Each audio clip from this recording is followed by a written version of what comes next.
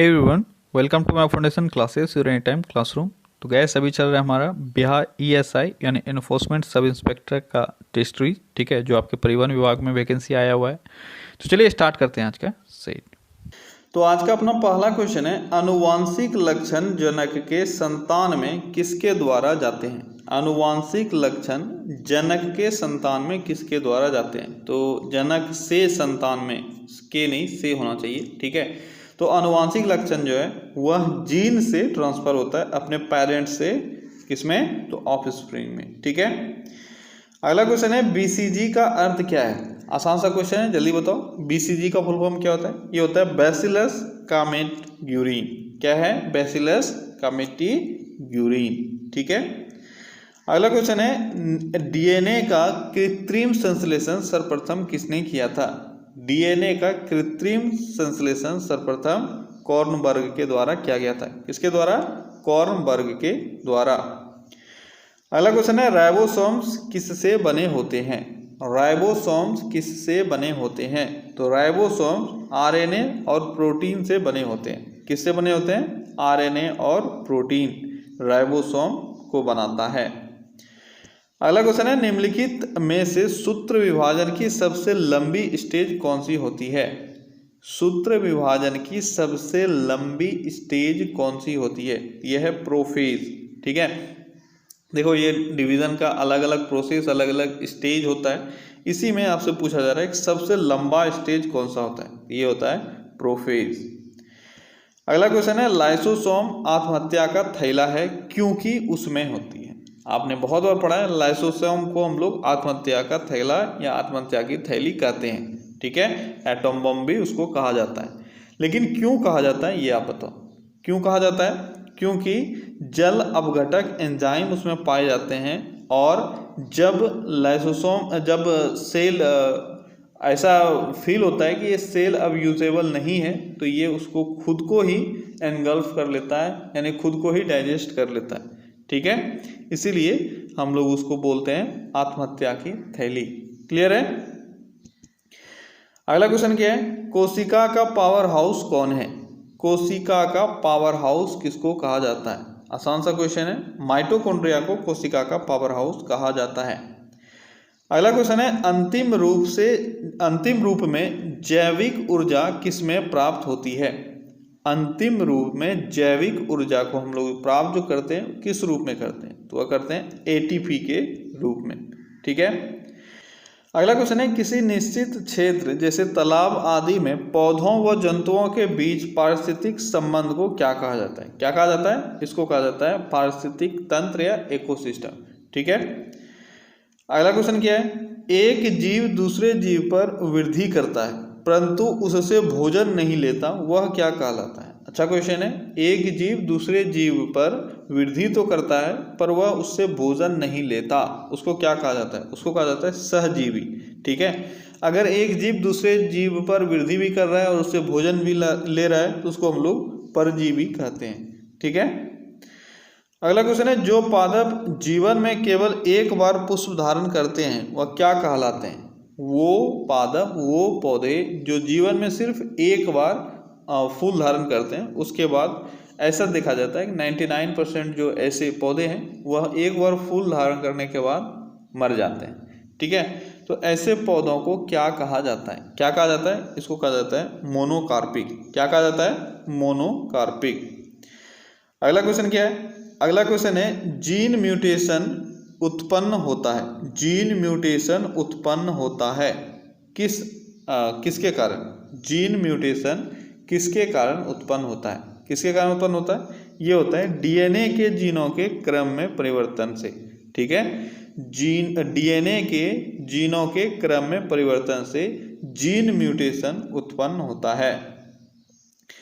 अगला क्वेश्चन क्या है, भोजपत्र किससे मिलता है। भोजपत्र किससे मिलता है, तो बहुत बार ये क्वेश्चन भी रिपीट हुआ है एग्जाम में। ये बेटुला के छाल से प्राप्त होता है भोजपत्र, ठीक है। अगला क्वेश्चन है, लंबे रेशे कहलाते हैं। लंबे रेशे क्या कहलाते हैं। लंबे रेशे लींट कहलाते हैं। क्या कहलाते हैं, लींट, ठीक है। अगला क्वेश्चन है, प्रावदा निम्नलिखित में से कहाँ का मुख्य समाचार पत्र है। प्रावदा प्रावदा कहाँ का मुख्य समाचार पत्र है? कहाँ का है प्रावदा? तो प्रावदा मॉस्को रूस का मुख्य समाचार पत्र है। अगला क्वेश्चन है यूनेस्को का मुख्यालय कहाँ स्थित है? यूनेस्को का मुख्यालय कहाँ स्थित है? तो यूनेस्को का मुख्यालय पेरिस में स्थित है। अगला क्वेश्चन है निम्नलिखित में से किसे केकों का देश उपनाम से जाना जाता है? केकों का देश किसको कहा जाता है? केकों का देश किसको कहा जाता है? ये कहा जाता है स्कॉटलैंड को। ठीक है। अगला क्वेश्चन है दुष्यंत कालिदास की किस रचना में मिलता है? दुष्यंत एक कैरेक्टर है, बहुत ही फेमस कैरेक्टर है। किस कालिदास के किस रचना में दुष्यंत कैरेक्टर है, ये आपको बताना है। किस कैरेक्टर में? तो ये है अभिज्ञान शकुंतलम। अभिज्ञान शकुंतलम कालिदास के द्वारा लिखा गया है और इसमें एक बहुत ही फेमस कैरेक्टर है दुष्यंत। अगला क्वेश्चन है एशियाई विकास बैंक का मुख्यालय कहाँ स्थित है? एशियाई विकास बैंक का मुख्यालय मनीला में स्थित है, मनीला फिलीपींस में। ठीक है। अगला क्वेश्चन है शांति का प्रतीक है, तो इन चारों में से बताओ शांति का प्रतीक क्या है? शांति का प्रतीक सफेद कबूतर को कहा जाता है। अगला क्वेश्चन है हजार झीलों की भूमि के नाम से प्रसिद्ध है। हजार झीलों की भूमि के नाम से कौन प्रसिद्ध है? हजार झीलों के भूमि के नाम से फिनलैंड को जाना जाता है। किसको? फिनलैंड को। अगला क्वेश्चन है चंद्रमा पर मानव भेजने वाला प्रथम देश निम्नलिखित में से कौन है? चंद्रमा पर मानव भेजने वाला प्रथम देश कौन है? कौन था? यह था संयुक्त राज्य अमेरिका, जिसने प्रथम मानव भेजा चंद्रमा पर। और कौन थे जिन्होंने कदम रखा? वो थे नील आर्मस्ट्रॉन्ग। ठीक है। अगला क्वेश्चन है ओपेक की स्थापना कब हुई थी? ओपेक के बारे में मैंने आपको बताया हुआ है, जल्दी बताओ ओपेक की स्थापना कब हुई थी? कब हुई थी? ये हुई थी 1960 में। ठीक है। इसमें फाउंडिंग मेंबर कितने थे? फाउंडिंग मेंबर थे 5। अभी वर्तमान में कितने मेंबर हैं? 14। ठीक है। अच्छा, इसका स्थापना कहाँ हुआ था? बगदाद में। लेकिन अभी इसका हेडक्वार्टर कहाँ है? हेडक्वार्टर है इसका यहाँ पे क्या बोलते हैं, ऑस्ट्रिया में, वियना ऑस्ट्रिया। ठीक है, वियना ऑस्ट्रिया। ठीक है। अगला क्वेश्चन है बिना ऑक्सीजन के माउंट एवरेस्ट पर चढ़ने वाला पहला व्यक्ति है। बिना ऑक्सीजन के माउंट एवरेस्ट पर चढ़ने वाला पहला व्यक्ति है फू दोरजी। कौन है? फू दोरजी। ठीक है। अगला क्वेश्चन है जुलोती किस देश की मुद्रा है? जुलोती, जुलोती किस देश की मुद्रा है? तो यह पोलैंड की मुद्रा है। पोलैंड की मुद्रा है जुलोती। ठीक है। अगला क्वेश्चन है देश में नरोरा नाविकीय शक्ति केंद्र किस राज्य में स्थित है? नरोरा नाविकीय शक्ति केंद्र किस राज्य में स्थित है? किस राज्य में स्थित है? तो यह उत्तर प्रदेश में स्थित है। अगला क्वेश्चन है हिंदी फिल्म अभिनेता राजकुमार का असली नाम क्या था? राजकुमार का असली नाम क्या था? राजकुमार का असली नाम था भूषण पंडित। क्या नाम था? भूषण पंडित। ठीक है।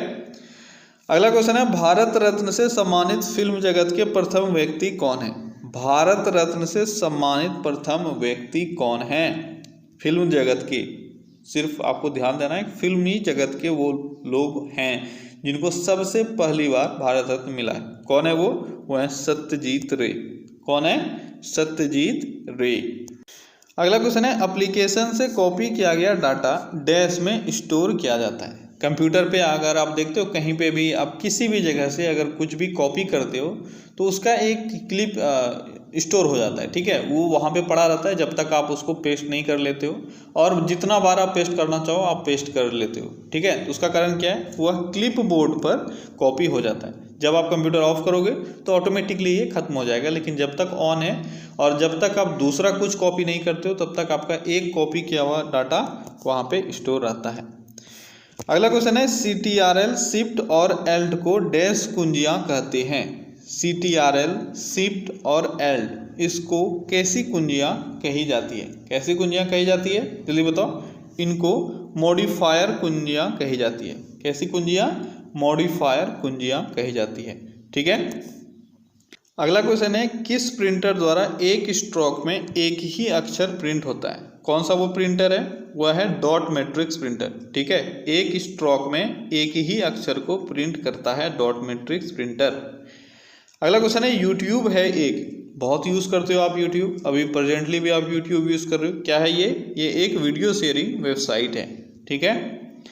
अगला क्वेश्चन है, हाल ही में किस भारतीय को ऑस्ट्रेलिया के सर्वोच्च नागरिक सम्मान से सम्मानित किया गया है? ऑस्ट्रेलिया के सर्वोच्च नागरिक सम्मान से किस भारतीय को सम्मानित किया गया अभी हाल ही में? यह है किरण मजूमदार शॉ को, ठीक है। अगला क्वेश्चन है, कौन सी चीज स्कैनर से संबंधित है? तो इन चारों में से देखो कौन सा एक ऐसा चीज है जो स्कैनर से संबंधित है। कौन सा चीज संबंधित है? यह है टाइन। क्या है? टाइन शब्द जो है यह स्कैनर से संबंधित है। तो अब यहाँ पे बात उठती है कि ये टाइन है क्या? तो टाइन एक तरह का ऐप है, एप्लीकेशन है, या आप बोल सकते हो एक सॉफ्टवेयर है, ठीक है, जो स्कैन करने में मदद करता है आपको स्कैनर से, ठीक है। अगला क्वेश्चन क्या है, प्रिंटर की स्पीड को किस यूनिट में गिनते हैं? प्रिंटर की स्पीड को किस यूनिट में गिनते हैं? तो पुराना जो शुरुआती दौर में प्रिंटर हुआ करता था उसका हम लोग सीपीएम में मेज़र करते थे, यानी कैरेक्टर पर मिनट। लेकिन अब जो हम लोग इसको मेज़र करते हैं पीपीएम में, यानी पेजेस पर मिनट। एक मिनट में कितना पेज वो प्रिंट कर सकता है, ये उसका स्पीड का जो यूनिट है वो होता है, ठीक है। अब यहाँ पे एक और टर्म आया हुआ है डीपीआई। ये डीपीआई क्या होता है? ये टर्म आपने बहुत बार देखा होगा। आप जो फॉर्म वगैरह अप्लाई करते हो उसमें जो फोटो आपको अपलोड करना होता है, कई जगह आपको लिखा रहता है कितना डीपीआई का वो चाहिए, ठीक है। भले ही आप उसको रिगार्ड नहीं देते हो, आप उतना ध्यान नहीं देते हो उसमें है क्या, लेकिन आपको लिखा हुआ मिलता है। ये डीपीआई क्या है? डीपीआई का फुल फॉर्म होता है डॉट्स पर इंच। क्या होता है? डॉट्स पर इंच, ठीक है। यानी 1 इंच का अगर आप फोटो का डायमेंशन लेते हो तो उसमें से कितने डॉट हैं। जितना अधिक डॉट होगा उतना अधिक रिजोल्यूशन होगा उस पिक्चर का, ठीक है। और जितना कम होगा आपको वो पिक्चर में डॉट डॉट डॉट नजर आने लगता है अगर बहुत ही डीपीआई उसका कम होगा तो, ठीक है। तो आप याद रखना डीपीआई क्या होता है? डॉट्स पर इंच। क्लियर है? अगला क्वेश्चन है, प्रिंटर कितने प्रकार के होते हैं? प्रिंटर कितने प्रकार के होते हैं? तो आसान सा क्वेश्चन है। प्रिंटर अभी तक जो भी हम लोगों ने देखा है टोटल कितने प्रकार के होते हैं? 3 प्रकार के प्रिंटर होते हैं, ठीक है। कौन कौन सा प्रकार है ये भी आपके लिए इम्पोर्टेंट है। तो आपका पहला होता है डॉट मैट्रिक्स, दूसरा होता है इंकजेट और तीसरा होता है लेजर, ठीक है। ये 3 तरह का प्रिंटर होता है। अगला क्वेश्चन है, कैरेक्टर प्रिंटर 1 सेकंड में कितने चिन्ह छापता है? कैरेक्टर प्रिंटर 1 सेकंड में कितने चिन्ह छापता है? कितने चिन्ह छापता है? 200 से 450 कैरेक्टर प्रिंटर छाप सकता है 1 सेकंड में। अगला क्वेश्चन है, लाइन प्रिंटर 1 मिनट में कितने चिन्ह छापता है? ये था कैरेक्टर प्रिंटर। अब है line printer. Line printer 1 minute में कितने चिन्ह को छाप देता है? कितने चिन्ह को छाप देता है? 200 से 2000 चिन्ह छाप सकता है 1 मिनट में। ध्यान देना ये सेकेंड नहीं मिनट है। अगला क्वेश्चन है, किसी टिपिकल नेटवर्क में सबसे महत्वपूर्ण या शक्तिशाली कंप्यूटर कौन सा है? किसी भी नेटवर्क में सबसे महत्वपूर्ण कंप्यूटर आपको कौन सा देखने को मिलेगा? तो यह है नेटवर्क सर्वर। सर्वर में जो कंप्यूटर लगा होता है वो सबसे शक्तिशाली और पावरफुल होता है, ठीक है। अगला क्वेश्चन क्या है, एमएस वर्ड में स्पेलिंग को सही करने के लिए किस प्रोग्राम का उपयोग किया जाता है? एमएस वर्ड में स्पेलिंग को सही करने के लिए एक प्रोग्राम का यूज़ किया जाता है, उसका नाम है स्पेल चेक।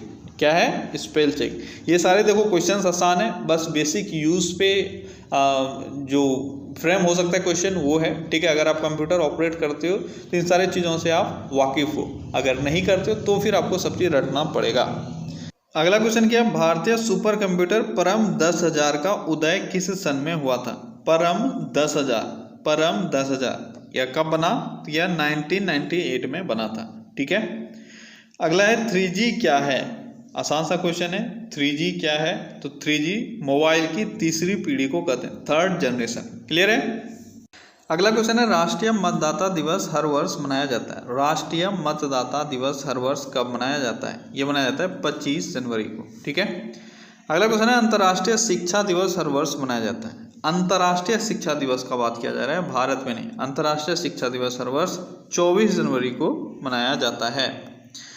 अगला क्वेश्चन है, हाल ही में किस शहर में भारत का पहला ई कचरा क्लिनिक खुला है? भारत का पहला ई कचरा क्लिनिक भोपाल में खुला है। अगला क्वेश्चन है, राष्ट्रीय बालिका दिवस हर वर्ष मनाया जाता है। राष्ट्रीय बालिका दिवस हर वर्ष हम लोग 24 जनवरी को मनाते हैं। अगला क्वेश्चन है, हाल ही में जारी भ्रष्टाचार धारणा सूचकांक में भारत को कौन सा स्थान मिला है? भ्रष्टाचार धारणा सूचकांक में भारत को स्थान कौन सा प्राप्त हुआ है? ये हुआ है 80वां स्थान, यानी 88th पोजीशन मिला है भारत को भ्रष्टाचार धारणा सूचकांक में।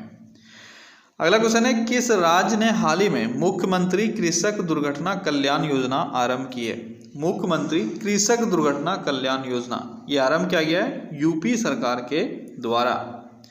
अगला क्वेश्चन है, हाल ही में जारी ग्लोबल डेमोक्रेसी इंडेक्स में भारत को कौन सा स्थान मिला है? ग्लोबल डेमोक्रेसी इंडेक्स में भारत को कौन सा स्थान प्राप्त हुआ है? कौन सा स्थान प्राप्त हुआ है? ये हुआ है 51वां स्थान।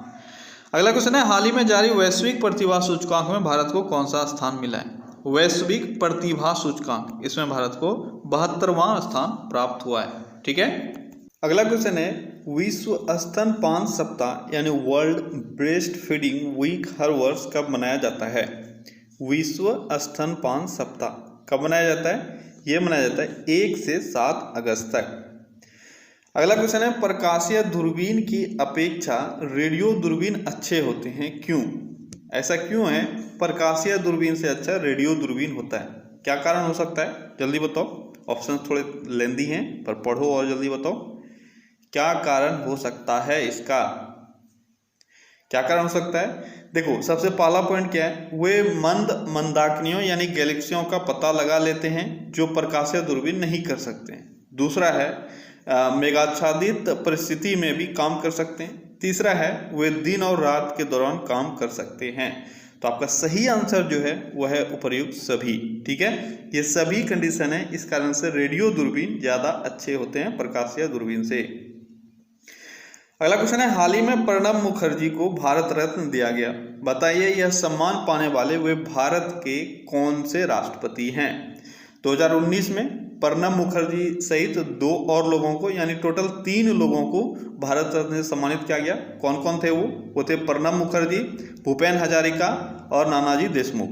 ठीक है, और भूपेन हजारिका, नानाजी देशमुख ये मृत्यु के बाद इनको दी गई, लेकिन प्रणब मुखर्जी अभी ये जीवित है, इनको दिया गया। तो ये भी आपसे क्वेश्चन पूछा जाता है, तो इसलिए आपके दिमाग में रहना चाहिए।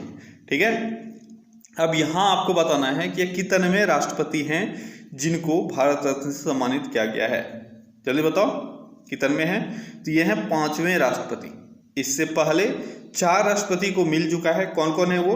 राजेंद्र प्रसाद हैं, ठीक है, उसके बाद सर्वपल्ली राधाकृष्णन है, उसके बाद वीवी गिरी है, ठीक है, जाकिर हुसैन है। तो ये 4 लोग हैं जिनको मिल चुका है इनसे पहले भारत रत्न। ठीक है, और अगर प्रणब मुखर्जी का बात करें तो कितनवें राष्ट्रपति थे ये? प्रणब मुखर्जी कितनवें राष्ट्रपति थे? जल्दी बताओ कितनवें राष्ट्रपति थे? ये थे 13 यानी 13वें राष्ट्रपति थे भारत के। क्लियर है? अगला क्वेश्चन है, तर्क संगत त्रुटियों के विलोपन की प्रक्रिया को क्या कहते हैं? तर्क संगत त्रुटियों के विलोपन की प्रक्रिया को क्या कहा जाता है? क्या कहा जाता है? इसको कहते हैं डीबगिंग। क्या कहते हैं? डीबगिंग। क्लियर है? अगला क्वेश्चन है, हाल ही में कौन भारतीय विज्ञान एकेडमी की पहली महिला अध्यक्ष बनी है? भारतीय विज्ञान एकेडमी की पहली महिला अध्यक्ष कौन बनी है? कौन बनी है? ये बनी है चंद्रिमा शाह। कौन बनी है? चंद्रिमा शाह। अगला क्वेश्चन है, परिणामित्र यानी ट्रांसफार्मर का प्रयोग किया जाता है। ट्रांसफार्मर का प्रयोग किस तरह के वोल्टेज में हम लोग करते हैं और किस काम के लिए हम लोग करते हैं? तो क्या काम है और कहाँ हम लोग यूज़ करते हैं? हम लोग ट्रांसफार्मर सिर्फ और सिर्फ एसी के लिए यूज़ करते हैं। ठीक है, इसके वोल्टता को बढ़ाने या घटाने के लिए। यहाँ पे सिर्फ बढ़ाने दिया हुआ है, बढ़ाने या घटाने दोनों के लिए हम लोग यूज़ करते हैं। ठीक है, अगला क्वेश्चन है, सपोनिफिकेशन प्रक्रिया है जिसके द्वारा सपोनिफिकेशन प्रक्रिया के द्वारा हम लोग क्या करते हैं? तो सपोनिफिकेशन प्रक्रिया साबुन बनाने की प्रक्रिया को कहा जाता है। ठीक है, अगला क्वेश्चन है, अभिक्रिया ऊष्मा निर्भर नहीं करती है। अभिक्रिया उष्मा, अभिक्रिया उष्मा क्या हो गया, हीट ऑफ रिएक्शन, ठीक है। कोई भी रिएक्शन होता है उसके दौरान जो हीट रिलीज होता है उसको हम लोग हीट ऑफ रिएक्शन बोलते हैं या अभिक्रिया उष्मा बोलते हैं, ठीक है। वह किस चीज़ पर निर्भर नहीं करती है। ऑप्शंस पढ़ो जल्दी जल्दी, लेंदी है थोड़ा ऑप्शन लेकिन आपको पढ़ना है, पढ़ो और आंसर करो जल्दी से। तो क्या होगा आपका सही आंसर, आपका सही आंसर है यह है बी, ठीक है। उस पथ पर निर्भर नहीं करता है जिससे अंतिम उत्पाद प्राप्त किया जाता है, उस पथ पर निर्भर नहीं करता है। लेकिन आपको याद रखना है किस किस चीज पर निर्भर करता है। अभिक्रिया के ताप पर निर्भर करता है, अभिकारकों और उत्पादकों की भौतिक स्थिति पर निर्भर करता है, और अभिक्रिया चाहे स्थिर दाब पर की गई हो या स्थिर आयतन पर की गई हो, इस चीज पर भी निर्भर करता है, ठीक है। तो हीट ऑफ रिएक्शन इन तीनों चीजों पर निर्भर करता है, और ये दो तरह का हो सकता है, एंडोथर्मिक और एक्सोथर्मिक, यानी एक में जिसमें हीट रिलीज हो और एक में जिसमें हीट अब्जॉर्ब हो, ठीक है। जिसमें अब्जॉर्ब होता है उसको हम लोग एंडोथर्मिक बोलते हैं, और जिसमें रिलीज होता है हीट उसको एक्सोथर्मिक बोलते हैं। ये इन तीनों कंडीशन पर डिपेंड करता है। अगला क्वेश्चन है, पेयजल में एंटी अमीबा हिस्टोलेटिका का होना एक संकेत है। अगर किसी भी पेयजल में एंटी अमीबा हिस्टोलेटिका है तो यह किस चीज का संकेत है। बहुत ही अच्छा क्वेश्चन, जल्दी बताओ किस चीज का संकेत है। तो यह आसान सा क्वेश्चन है, एंटी अमीबा हिस्टोलेटिका है क्या, यह एक बैक्टीरिया है। तो इन सब में से जब देखोगे तो बैक्टीरिया आपको ए ऑप्शन में नजर आएगा, यानी यह बैक्टीरियाई प्रादुर्भाव का संकेत है, ठीक है। एंटी अमीबा हिस्टोलेटिका क्या होता है इससे, एंटी अमीबा हिस्टोलेटिका से कोई मुझे जल्दी से बताओ, एंटी अमीबा हिस्टोलेटिका से क्या होता है। तो इससे एक बीमारी है जिसको एम्बियोसिस नामक नाम से जानते हैं हम, ठीक है। क्या है नाम, एम्बियोसिस। तो एम्बियोसिस बीमारी एंटी अमीबा हिस्टोलेटिका से होता है। अगला क्वेश्चन है, पीड़कनाशी के रूप में डीडीटी के प्रयोग की हानि है। पीड़कनाशी के रूप में अगर डीडीटी का प्रयोग करते हैं तो इससे क्या हानि क्या है, तो इससे क्या हानि है जल्दी बताओ। तो इससे हानि है कि यह प्रकृति में सरलता से निम्नीकरण नहीं होता है, यानी यह डिकम्पोज आसानी से नहीं होता है, ठीक है। अगला क्वेश्चन है, अनअपेक्षित ईमेल या जंक मेल होता है। तो अनअपेक्षित ईमेल या जंक मेल को क्या कहा जाता है, इसको स्पैम कहा जाता है। आप अगर थोड़ा सा भी इन सब टर्म्स से रिलेटेड हो तो आप डे टू डे लाइफ में इसको यूज भी करते हो, ठीक है। अगला क्वेश्चन है, किस ई कॉमर्स कंपनी ने हाल ही में भारत में दुनिया का सबसे बड़ा ऑफिस खोला है। किस ई कॉमर्स कंपनी ने दुनिया का सबसे बड़ा ऑफिस भारत में खोला है, जल्दी बताओ किस ई कॉमर्स कंपनी ने। यह है अमेजोन ने, ठीक है। और कहाँ खोला है, कोई मुझे कमेंट में जल्दी से बताओ। अमेजोन ने दुनिया का सबसे बड़ा ऑफिस जो है वो कहाँ खोला है, ये खोला है हैदराबाद में। कहाँ खोला है, हैदराबाद में, ठीक है। अगला क्वेश्चन है, ताप उत्क्रमण होता है। ताप उत्क्रमण क्या होता है, ताप उत्क्रमण, इसको हम लोग इन्वर्सन ऑफ टेम्परेचर भी बोलते हैं। क्या बोलते हैं, इन्वर्सन ऑफ टेम्परेचर। जिसको हिंदी समझने में प्रॉब्लम है वो इंग्लिश टर्म याद रखो, इन्वर्सन ऑफ टेम्परेचर। तो ताप उत्क्रमण या इन्वर्सन ऑफ टेम्परेचर कैसा होता है, कैसा होता है। देखो जो हिंदी में नहीं जानते हो, अगर इंग्लिश का थोड़ा बहुत उनको नॉलेज है, तो इन्वर्सन का मतलब क्या होता है अगर थोड़ा सा अगर आपको पता हो तो यहाँ से आप आंसर कर पाओगे, ठीक है। इन्वर्सन ऑफ टेम्परेचर क्या होता है, यह ऋणात्मक ह्रास दर होता है। कैसा होता है, ऋणात्मक ह्रास दर, ठीक है। अगला क्वेश्चन है, माई अनफॉरगेटेबल मेमोरीज किसकी आत्मकथा है। माई अनफॉरगेटेबल मेमोरीज किसने लिखा है, माई अनफॉरगेटेबल मेमोरीज। तो यह ममता बनर्जी की आत्मकथा है। किसकी आत्मकथा है, ममता बनर्जी की, ठीक है। अगला क्वेश्चन है, भारत में कुल केंद्र शासित प्रदेश कितने हैं। वर्तमान में भारत में कुल केंद्र शासित प्रदेश कितने हैं, ये हैं 8, ठीक है। आपको पता होगा जम्मू कश्मीर के अलग हो जाने के बाद, जम्मू कश्मीर के राज्य के दर्जा खत्म हो जाने के बाद 2 वहाँ पे बन गया नया केंद्र शासित प्रदेश। कौन कौन, जम्मू कश्मीर और लद्दाख, ठीक है। तो ये टोटल मिला के सब पहले हुआ करता था 7, ये दोनों मिलाकर हो गया 9। लेकिन फिर बाद में क्या हो गया, अंडमान निकोबार नहीं, दमन द्वीप और दादर नगर हवेली, ठीक है। दमन द्वीप और दादर नगर हवेली मर्ज करके एक हो गया। इसके कारण से 9 से फिर वापस ये 8 बन गया, ठीक है। ये पूरा प्रक्रिया है जो आपको याद रखना है। अगला क्वेश्चन है, दक्षिण सूडान की राजधानी है। दक्षिण सूडान की राजधानी कहाँ है? तो दक्षिण सूडान की राजधानी जुबा है। कहाँ है? जुबा। सुबा और जुबा में कंफ्यूज मत करना, ठीक है। दक्षिण सूडान की राजधानी कहाँ है? यह है जुबा। अगला क्वेश्चन है, निम्न में से किस राज्य में केवल एक महिला मुख्यमंत्री बनी है? इन चारों राज्यों में से बताओ कहाँ एक ऐसा या कौन सा एक ऐसा राज्य है जहां अभी तक सिर्फ एक ही महिला मुख्यमंत्री बनी है? वो है राजस्थान, ठीक है। राजस्थान में केवल एक ही महिला मुख्यमंत्री बनी है और वो कौन है? वो है, जल्दी बताओ। अभी आपने नाम तो सुना ही होगा, जब से आप तैयारी कर रहे हो तब से आप जान रहे होगे कि वो नाम कौन है। वो नाम क्या है? वो नाम है वसुंधरा राजे, ठीक है। अगला क्वेश्चन क्या है? अगला क्वेश्चन है, ग्रीन हाउस गैसें हैं। तो आपको कुछ दिया हुआ है, ठीक है, कलेक्शन दिया हुआ है गैस का। आपको ये बताना है कि इसमें से कौन सा ऑप्शन सही है आपका, जो सभी ग्रीन हाउस गैसें हैं। ग्रीन हाउस गैसें कौन कौन से हैं? तो CO2, CH4, NO और CFC, ये सभी ग्रीन हाउस गैसें हैं, ठीक है। CO2, CH4, NO और CFC, ये सभी ग्रीन हाउस गैसें हैं, ठीक है। अगला क्वेश्चन है, अत्यधिक प्रदूषणकारी उद्योग किस कोटि में आते हैं? अत्यधिक प्रदूषणकारी उद्योग किस कोटि में आता है? ये आता है लाल कोटि में, ठीक है। देखो, तीन तरह का रिप्रेजेंटेशन होता है, ठीक है। एक लाल कलर का, एक नारंगी कलर का और एक ग्रीन कलर का, ठीक है। ग्रीन, रेड और ऑरेंज, ये तीन तरह के क्या बोल सकते हो आप, रिप्रेजेंटेशन होता है। जो सबसे अधिक प्रदूषणकारी है वो लाल, इससे थोड़ा कम है वो नारंगी, और जो सबसे कम है वो ग्रीन। यानी ग्रीन अगर कलर दिया गया है किसी भी इंडस्ट्री को, इसका मतलब वह अपना बिजनेस आसानी से कर पाएंगे। अगला क्वेश्चन है, करगम कहाँ का लोक नृत्य है? करगम कहाँ का लोक नृत्य है? करगम, तो करगम तमिलनाडु का एक लोक नृत्य है। कहाँ का है? तमिलनाडु का एक लोक नृत्य है करगम। क्लियर है? अगला क्वेश्चन क्या है, भारत का सूचना और प्रसारण मंत्री कौन है? भारत का सूचना और प्रसारण मंत्री अभी कौन है? यह है प्रकाश जावड़ेकर। अगला क्वेश्चन है, किस भारतीय को हाल ही में यूएई का सर्वोच्च नागरिक सम्मान मिला है? तो यूएई का सर्वोच्च नागरिक सम्मान किसको दिया गया था? ये दिया गया था नरेंद्र मोदी को, ठीक है। अगला क्वेश्चन है, किस देश ने हाल ही में पीएम मोदी को the King Hamad Order of the Renaissance सम्मान से नवाजा है? The King Hamad Order of the Renaissance, इस सम्मान से किसने पीएम मोदी को सम्मानित किया है? तो ये बहरीन ने किया है, ठीक है।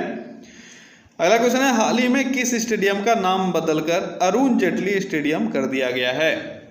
अरुण जेटली स्टेडियम, तो फिरोज शाह कोटला स्टेडियम का नाम बदलकर अरुण जेटली स्टेडियम कर दिया गया है। और यहीं पे एक पवेलियन का नाम विराट कोहली के नाम पे भी रखा गया है, ठीक है।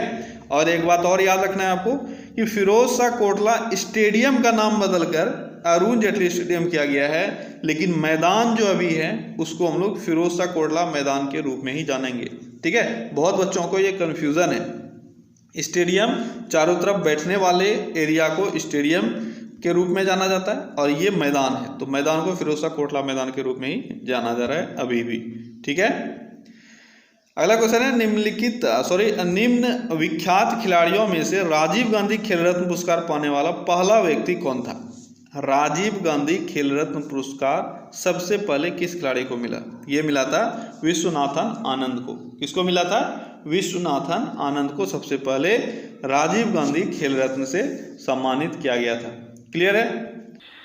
अगला क्वेश्चन है, सभी भक्ति संतों के मध्य एक समान विशेषता थी कि उन्होंने, सभी भक्ति संत, जो भी भक्ति संत हुए उनके बीच में एक समानता थी। वो क्या समानता थी? उनकी समानता थी वह अपनी वाणी को उसी भाषा में लिखते थे जिसे वह भक्त को समझाने में जिनको आसानी होती थी, यानी भक्त जो समझते थे, ठीक है। सभी भक्ति संतों में ये एक समानता देखा गया था। अगला क्वेश्चन है, राजा राम मोहन राय द्वारा ब्रह्म समाज की स्थापना की गई थी। आसान सा क्वेश्चन है, ब्रह्म समाज की स्थापना कब की गई थी? तो ये किया गया था 1828 ईस्वी में। कब किया गया था? 1828 ईस्वी में राजा राम मोहन राय के द्वारा।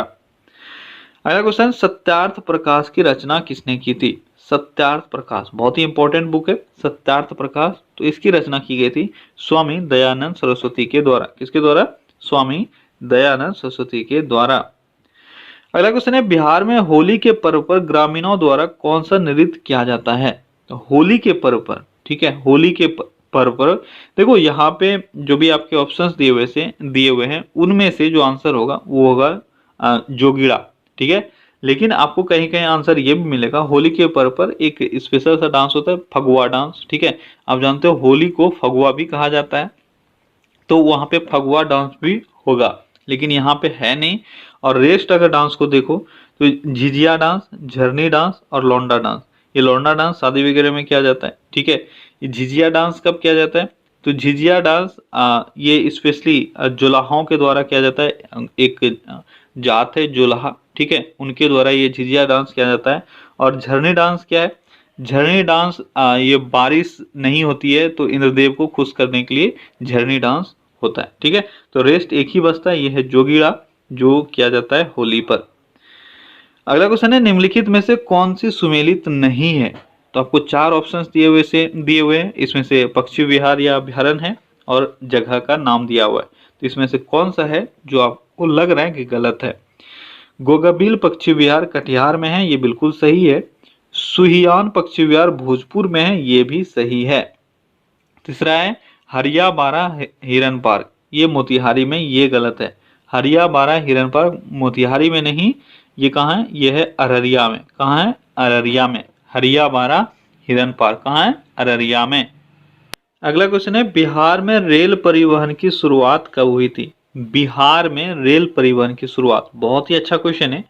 देखो यहाँ पे तो आपके ऑप्शन में कहीं पे भी 1853 नहीं है, ठीक है। 1853, अगर 1853 रहता तो बहुत सारे स्टूडेंट 1853 आंसर करके निकल जाते, पर क्या वो सही होता? नहीं, वो गलत होता, क्योंकि 1853 में भारत में हुआ था, ना कि बिहार में, ठीक है। अगर बिहार पर्टिकुलरली पूछा जाए तो बिहार में शुरू हुआ था 1860 में, ठीक है। आप अच्छे से याद रख लो, एग्जाम पॉइंट ऑफ व्यू से बेहद इंपॉर्टेंट है कि बिहार में रेल परिवहन की शुरुआत 1860 में हुआ था। और जो पहली ट्रेन थी वो हावड़ा से राजमहल चलाई गई थी। कहाँ से? हावड़ा से राजमहल। ये जो रास्ता था इसका वाया खाना होकर, ठीक है, खाना या खाने उसका नाम था। अभी वो क्षेत्र पड़ता है आपका साहेबगंज एरिया, ठीक है। तो साहेबगंज एरिया होते हुए उस वक्त उसका साहेबगंज का क्या नाम था? खाने एरिया या खान एरिया। तो इस खान एरिया को होते हुए हावड़ा से राजमहल ट्रेन चलती थी। अगला क्वेश्चन है, गर्म जलकुंडों के लिए प्रसिद्ध स्थल है। गर्म जलकुंडों के लिए प्रसिद्ध स्थल कौन सा है? तो गर्म जलकुंडों के लिए प्रसिद्ध स्थल है राजगीर। कौन सा है? राजगीर है बिहार में, जो गर्म जलकुंडों के लिए प्रसिद्ध है। अगला क्वेश्चन है, हाल ही में देना बैंक और विजया बैंक का किस बैंक में विलय कर दिया गया है? देना बैंक और विजया बैंक आपको पता है कि इसी वर्ष ये दोनों बैंक किसी एक बैंक में विलित कर दिया गया। वो कौन सा बैंक है? वो है बैंक ऑफ बड़ौदा। अब मर्ज हो गया है बैंक ऑफ बड़ौदा, देना बैंक और विजया बैंक। अगला क्वेश्चन है, जमुई जिले में कौन सा खनिज पाया जाता है? तो बिहार के जमुई जिले में कौन सा खनिज आपको मिलेगा? तो जमुई जिले में आपको मिलेगा क्या? क्वार्ट्ज। क्या मिलेगा जमुई जिले में? जमुई जिले में आपको क्वार्ट्ज मिलेगा। अगला क्वेश्चन है, निम्न अखबारों में से कौन सा मुख्यतः उदारवादियों की नीतियों का प्रचारक था? उदारवादियों के नीति का प्रचारक कौन सा अखबार था? तो कौन सा अखबार था? चार ऑप्शंस दिए हुए हैं आपको, new India, leader, young India और फ्री प्रेस जर्नल। तो कौन सा वो अखबार है? वो है the leader, sorry leader, the leader नहीं, सिर्फ लीडर है, ठीक है। लीडर नामक जो अखबार था वह जो भी उदारवादी नेता थे या उदारवादी नेताओं की जो नीतियां थी उसका ये प्रचारक था। और इसके संपादक कौन थे? इसके संपादक थे मदन मोहन मालवीय, ठीक है, मदन मोहन मालवीय। अगला क्वेश्चन है, ठाकुर पेपर मिल्स लिमिटेड कारखाना कहाँ स्थित है? ठाकुर पेपर मिल्स लिमिटेड कारखाना कहाँ स्थित है? तो ये स्थित है समस्तीपुर बिहार में। कहाँ स्थित है? समस्तीपुर बिहार में स्थित है ठाकुर पेपर मिल्स लिमिटेड। अगला क्वेश्चन है, अमेरिका ओपन 2019 का गोल्फ खिताब किस खिलाड़ी ने जीता था? अमेरिका ओपन 2019 या आप इसको बोल सकते हो यूएस ओपन 2019, ठीक है, यूएस ओपन 2019 गोल्फ का, याद रखना। ये किसने जीता था? तो ये जीता गया था गैरी वुडलैंड के द्वारा। गैरी वुडलैंड के द्वारा ये खिताब जीता गया था। कौन सा? अमेरिका ओपन 2019, ठीक है, गोल्फ का। अगला क्वेश्चन है 2013-14 में राज्य सरकार द्वारा किस स्थान पर चीनी मिल की इकाई लगाने को स्वीकृति प्रदान की गई थी। यानी 2013-14 में किसी एक जगह पर चीनी मिल की इकाई लगाने को लेकर परमिशन दिया गया था। वो कौन सा जगह है? वो है हसनपुर। ठीक है, हसनपुर सीतामढ़ी, ये वो जगह है जहाँ पे चीनी मिल लगाई गई है। अगला क्वेश्चन है चंद्रभूषण किस खेल के खिलाड़ी हैं? चंद्रभूषण किस खेल से संबंधित हैं? तो चंद्रभूषण टेनिस खेल के खिलाड़ी हैं। टेनिस खिलाड़ी हैं चंद्रभूषण। कौन है चंद्रभूषण? टेनिस प्लेयर हैं। अगला क्वेश्चन है पटना विश्वविद्यालय की स्थापना कब हुई थी? पटना विश्वविद्यालय की स्थापना कब हुई थी? जल्दी बताओ। क्या आप सभी को पता है कि पटना विश्वविद्यालय की स्थापना जो है वह 1917 ईस्वी में हुई थी। कब हुई थी? 1917 ईस्वी में पटना विश्वविद्यालय की स्थापना हुई थी। अगला क्वेश्चन है Modi's Midas touch in foreign policy. Modi's Midas touch in foreign policy, इस पुस्तक के लेखक कौन है? जल्दी बताओ, कौन है इस पुस्तक के लेखक? तो इस Modi's Midas touch in foreign policy, तो इस पुस्तक के लेखक हैं सुरेंद्र कुमार। कौन है? सुरेंद्र कुमार है Modi's Midas touch in foreign policy पुस्तक के लेखक। अगला क्वेश्चन है वर्ष 2017 के गोल्डमैन पर्यावरण पुरस्कार से किस भारतीय सामाजिक कार्यकर्ता को सम्मानित किया गया था? तो 2017 का गोल्डमैन पर्यावरण पुरस्कार से किसी एक भारतीय को पुरस्कृत किया गया था। आपको बताना है उसका नाम क्या है। उसका नाम है प्रफुल्ल सामंता। क्या नाम है? प्रफुल्ल सामंता। प्रफुल्ल सामंता को कब गोल्डमैन पर्यावरण पुरस्कार मिला था? ये मिला था 2017 में। अगला क्वेश्चन है किसी परमाणु नाभिक का आइसोटोप वह नाभिक है जिसमें, किसी परमाणु नाभिक का आइसोटोप क्या होता है? जल्दी बताओ। आइसोटोप का डेफिनेशन आपको आता है तो आप आसानी से कर पाओगे। क्या होता है? जिसमें प्रोटॉनों की संख्या वही होती है परंतु न्यूट्रॉनों की संख्या भिन्न होती है। ऐसे नाभिक वाले परमाणु को हम लोग आइसोटोप कहते हैं। अगला क्वेश्चन है मच्छर भगाने वाली दवाओं में सक्रिय रसायन है। मच्छर भगाने वाली दवा जितनी भी है इसमें से कौन सा केमिकल यूज किया जाता है? कौन सा केमिकल यूज किया जाता है? जल्दी बताओ कौन सा केमिकल है? तो वो है एथिलीन। ठीक है, एथिलीन यूज किया जाता है मच्छर को भगाने के लिए। अगला क्वेश्चन है भारी पानी वह पानी होता है। ठीक है, भारी पानी, भारी जल कैसा जल होता है? भारी जल, तो भारी जल वैसा जल होता है जिसमें हाइड्रोजन का स्थान आइसोटोप ले लेता है। क्या होता है भारी जल? भारी जल वैसा जल होता है जिसमें हाइड्रोजन, देखो H2O होता है ना, तो H2O में H के स्थान पे आप जानते हो D2O होता है। ठीक है, तो D2O ड्यूटेरियम हाइड्रोजन का एक आइसोटोप है। ठीक है, तो आपका सही आंसर C होगा। अगला क्वेश्चन है माउंट एवरेस्ट पर चढ़ने वाली पहली भारतीय महिला कौन थी? माउंट एवरेस्ट पर चढ़ने वाली पहली भारतीय महिला थी बिछेंद्री पाल। अगला क्वेश्चन है 20 वर्ष की आयु पर मानव शरीर में हड्डियों की संख्या होती है लगभग कितनी? तो क्वेश्चन में पूछा जा रहा है एडल्ट। ठीक है, 20 वर्ष देने का मतलब ये एडल्ट। तो यहाँ पे आपके ऑप्शन के हिसाब से क्या हो जाएगा? इनमें से कोई नहीं, क्योंकि आपके शरीर में कितना हड्डी होता है? ये ऑलमोस्ट 206 हड्डी के आसपास होता है। ठीक है, तो 20 वर्ष की आयु हो या आपके किसी भी स्टेज में अगर एक एडल्ट का पूछा जाए, तो बच्चों में अगर पूछा जाए तो 300 हड्डी के आसपास होता है, लेकिन एडल्ट होने के बाद 18 साल आपका जब हो जाता है तो उसके बाद 206 हड्डी ही मिलता है। ठीक है, अगला क्वेश्चन क्या है? सर्वोच्च न्यायालय में प्रथम महिला न्यायाधीश कौन थी? सर्वोच्च न्यायालय में प्रथम महिला न्यायाधीश थी फतिमा बीवी। ठीक है, मीरा फतिमा बीवी। अगला क्वेश्चन है 100 वाट का बिजली का बल्ब यदि 10 घंटे जले तो बिजली का खर्च कितना होगा? जल्दी बताओ। आसान सा मैथमेटिकल कैलकुलेशन है, यहाँ पे बहुत बार मैंने ये क्वेश्चन कराया हुआ है। ठीक है, बीच बीच में आपको रिवाइज करना जरूरी होता है। क्या है खर्च की कैसे निकालते हो? कितना वाट कितना घंटा जला। अगर 100 वाट का बल्ब है, 10 घंटा जल रहा है, यानी 1000 वाट। ठीक है, 1000 वाट ये बिजली खपत करता है, और आपका जो बिजली बिल आता है वो आता है किलो वाट के रिस्पेक्ट में। तो 1000 वाट मतलब 1 किलो वाट, यानी 1 यूनिट आपने खर्च किया। ठीक है, अगला क्वेश्चन है यदि किसी ऐनक की लेंस की पावर +2 डायोप्टर हो तो इसके फोकस की दूरी होगी, तो इसके फोकस की दूरी कितनी होगी? देखो सिंपल सा फॉर्मूला है, अगर आता है तो आप कर पाओगे, नहीं आता है तो नहीं कर पाओगे। तो किसी भी लेंस का पावर जो होता है जिसको हम लोग डायोप्टर में मेजर करते हैं वो क्या होता है? वो होता है 2/f। ठीक है, क्या होता है? 1/f। क्या होता है डायोप्टर? डायोप्टर नहीं, पावर इसको लिखो, पावर क्या होता है? 1/f। ठीक है। तो 1/f और यहाँ पे f ही आपको निकालना है, और हम लोग हमेशा स्टैंडर्ड यूनिट में लेते हैं यानी मीटर में लेते हैं, ठीक है। तो +2 अगर डायोमीटर है, ठीक है, ध्यान रखना, तो इसका जो फोकल दूरी निकलेगा आपका वो हमेशा किस में निकलेगा, हमेशा निकलेगा मीटर में। लेकिन ऑप्शन में आपका मीटर है नहीं, तो हम लोग पहले ही इसको सेंटीमीटर में कन्वर्ट कर लेंगे, ठीक है। तो पावर क्या है आपका 2 है, ठीक है, और मैंने क्या बताया 1/f होता है, और f कितना है आपका, f यहाँ पे आपको निकालना है, ठीक है। तो पावर 2 हो गया और f आपको निकालना है, तो यहाँ पे 1 के जगह पे आपका क्या आ जाएगा, f अगर लिखोगे तो ये हो जाएगा 1/2, और ये 1 मीटर है, ध्यान दो 1 मीटर है, तो इसको सेंटीमीटर में कन्वर्ट करेंगे तो ये हो जाएगा 100/2 यानी 50 सेंटीमीटर। क्लियर है। तो बहुत सारे बच्चे बस थोड़ा सा वो मिस कर देते हैं कैलकुलेशन में, उसके बाद उनका आंसर नहीं आता है। कहीं पे अगर हाफ रहता, 0.2 रहता, 0.5 रहता, तो वो लोग आप लोग मार के निकल जाते। तो थोड़ा सा आपको कॉन्शियस रहना पड़ेगा, ठीक है। यूनिट जो स्टैंडर्ड लोगे हमेशा मीटर में लोगे। क्लियर है। तो क्या गाइस, तो ये था आज का टॉप 100 क्वेश्चन, ठीक है। चलिए कल फिर से मिलता है अगले सेट में, लेकिन उससे पहले जिसको भी आपने शेयर नहीं किया है, जो अभी तक हम लोग के साथ नहीं जुड़े हैं, जल्दी से शेयर करो और उनको अपने साथ जोड़ दो, ठीक है। चलिए फिर से मिलेंगे कल अगले सेट में। Till then take care, bye bye.